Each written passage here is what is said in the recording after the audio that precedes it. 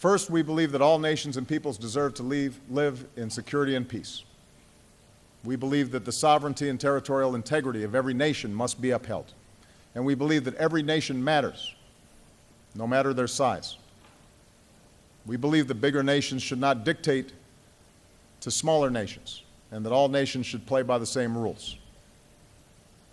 America's treaty allies must know our commitment to your defense is a solemn obligation that will never waver. And across the region, including in the East and South China Seas, the United States will continue to fly and sail and operate wherever international law allows, and support the right of all countries to do the same. We will stand with our allies and partners in upholding fundamental interests, among them freedom of navigation and overflight, lawful commerce that's not impeded, and peaceful resolution of disputes. That's the security that we seek. We also believe that just as nations have rights, nations also have responsibilities, including the responsibility to work together to address problems no nation can solve alone. So many of today's threats transcend borders, and every country has a role to play.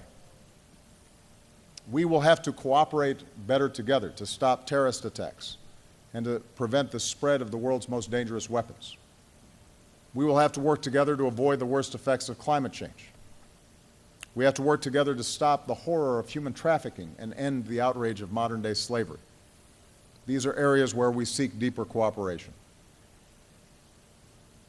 We believe in prosperity that is shared and that reduces poverty and inequality by lifting up the many and not just a few wealthy people at the top. Rather than simply extracting another country's natural resources, we believe development has to invest in people, in their education, and in their skills. We believe that trade should be free and truly fair, and that workers and the environment should be protected. We believe that government should not conduct or knowingly support cyber-enabled theft of intellectual property for commercial gain. And we believe that there needs to be good governance, because people should not have to pay a bribe to start a business or sell their goods. And that's the kind of development and the kind of trade that we seek. That's why the Trans-Pacific Partnership is so important, not only because TPP countries, including the United States, will be able to sell more goods to each other, but it also has important strategic benefits. TPP is a core pillar of America's rebalance to the Asia-Pacific, and the trade and the growth it supports will reinforce America's security alliances and regional partnerships. It will build greater integration and trust across this region. And I have said before, and I will say again, failure to move ahead with TPP would not just have economic consequences, but would call into question America's leadership in this vital region. So, as difficult as the politics are back home, I will continue to push hard on the U.S. Congress to approve TPP before I leave office, because I think it is important for this entire region and it is important for the United States. I believe that nations are stronger and more successful when they uphold human rights. We speak out for these rights not because we think our own country is perfect, no nation is, but not because we think every country should do as we do, because each nation has to follow its own path. But we will speak up on behalf of human rights because we believe they are the birthright of every human being. And we know that democracy can flourish in Asia because we've seen it thrive, from Japan and South Korea to Taiwan. Across this region, we see citizens reaching to shape their own futures. And freedom of speech and assembly and the right to organize peacefully in civil society without harassment or fear of arrest or disappearing, we think makes a country stronger. A free press that can expose abuse and injustice makes a country stronger. And access to information and an open internet where people can learn and share ideas makes a country stronger. An independent judiciary that upholds the rule of law, and free and fair elections so that citizens can choose their own leaders. These are all the rights that we seek for all people. We believe that societies are more stable and just when they recognize the inherent dignity of every human being. The dignity of being able to live and pray as you choose, so that Muslims know they are a part of Myanmar's future. And Christians and Buddhists have the right to worship freely in China. the dignity of being treated equally under the law, so that no matter where you come from, or who you love, or what you look like, you are respected.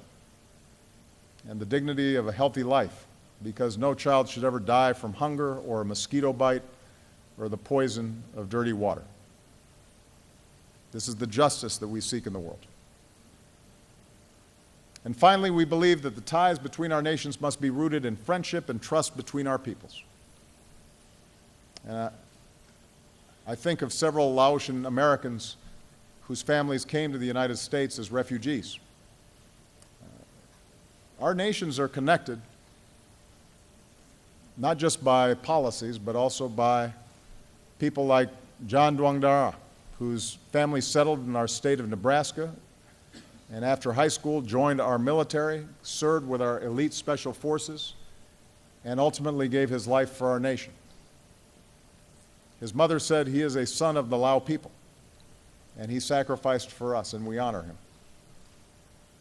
We're connected by Chanapa Kamvungsa, who came to America when she was 7 years old and who is back here today. And for years she urged the United States to do more to help remove unexploded bombs here in Laos. There are many, many problems in this world that might not be able to be solved in a lifetime, she said, but this is one we can fix. So Chanapa, we thank you for working to fix this problem.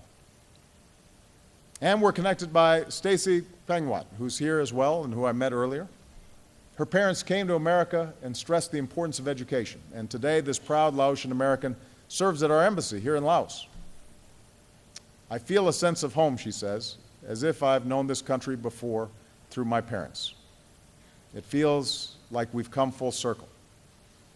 And so Stacy, on behalf of all of us, thank you for helping to bring our countries closer together.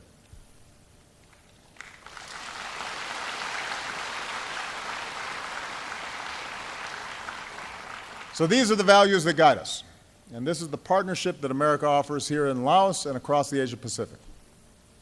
Respect for your sovereignty, security and peace through cooperation, investment in the health of children, education for students, support for entrepreneurs, development and trade that creates jobs for all of us and protects our environment, a commitment to rights and dignity that is born out of our common humanity. This is our vision. This is the future we can realize together. And based on my visit to Laos and the proud work of the past 8 years, I believe that Americans and the peoples of the Asia Pacific will be able to say to each other, as the song goes, we will always have you as our true friend as long as we live. Kopjai Lai Lai. Thank you very much. Thank you.